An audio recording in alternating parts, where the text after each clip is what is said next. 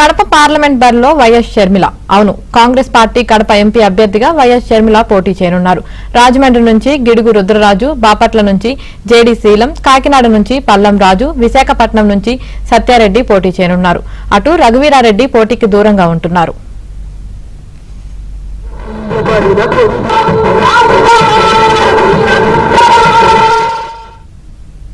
Tirupati, Nandyal, Anantapuram, Guntur, Vijayawada, Machilipatnam, Amalapuram, Kurnool, Araku MP అభ్యర్థుల ఎంపికను pending లో పెట్టారు. కమ్యూనిస్టులు, ఇతర ప్రతిపక్షాలకు సీట్లు కేటాయింపు నేపథ్యంలో ఈ నిర్ణయం తీసుకున్నారు. ఢిల్లీలో జరిగిన కాంగ్రెస్ సెంట్రల్ ఎలక్షన్ కమిటీ సమావేశంలో ఈ నిర్ణయాలు తీసుకున్నారు. ఏపీలో 117 అసెంబ్లీ, 17 లోక్సభ స్థానాలపై చర్చించారు. 58 అసెంబ్లీ, 8 లోక్సభ స్థానాలకు పెండింగ్ పెట్టారు.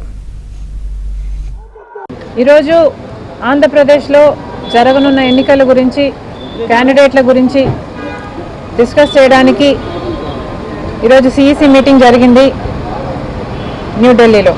ఈ సిఈసి మీటింగ్లో 114 మంది ఎమ్మెల్యే క్యాండిడేట్ల పేర్లను, 5 మంది ఎంపీ క్యాండిడేట్ల పేర్లను అప్రూవ్ చేయడం జరిగింది.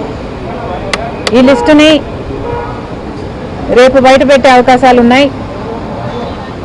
మిగతావి కూడా త్వరలోనే, వారం రోజుల లోపలే మిగతా లిస్టు కూడా వచ్చే అవకాశాలు ఉన్నాయి.